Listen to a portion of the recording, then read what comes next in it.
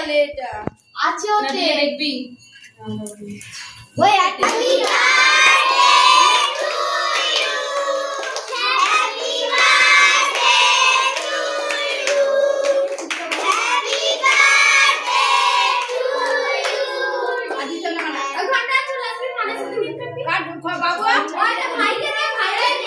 ও পাল্টাবে না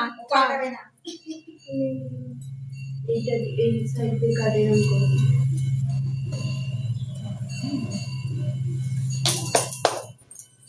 এই হাত তালি দেবে তো সবাই